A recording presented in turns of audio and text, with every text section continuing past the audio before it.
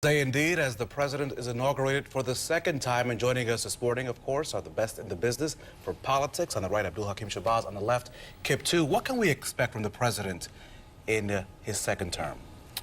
Well, hopefully a little bit more cooperation from Congress than he got in the first term, and so far things don't look so good with respect to that. I'm looking forward to his second inaugural, however.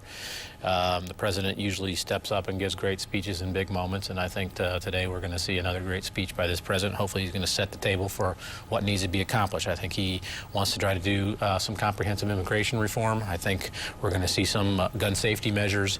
I think we're going to hopefully see spending cuts. I think both sides want spending cuts. I think we're going to see some of that. Maybe we're going to have some more rational tax reform packages, and hope we're going to have the economy grow.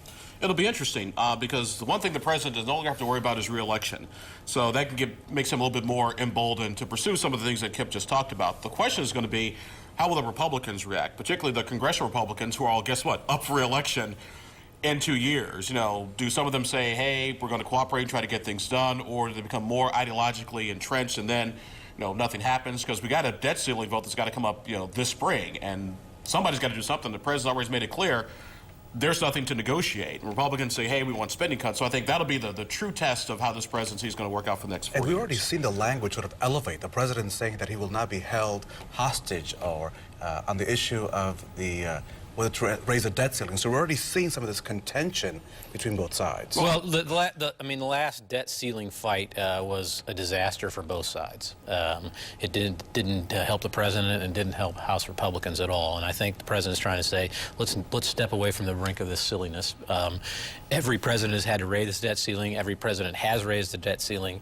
Congress has always done it. And really what it is paying for your bills. You've already said we need to spend this money. This is just saying, okay, we got to pay our bills.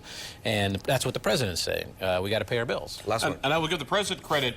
When his back is against the wall, he remembers he's actually from Chicago. And he can be a bit of a street fighter, not act like a professor from the University of Chicago, but a real political street brawler, and that's where you really cut your teeth. And sometimes your opponent's political necks, too. I had no idea that you were a pro wrestling, street fighting aficionado. You must have an Xbox. I think what he's saying is the president's tougher than people give him credit for, and I'm glad that Abdul admits it. Never underestimate I always welcome a good translator. As someone who speaks Spanish, I love a good translator.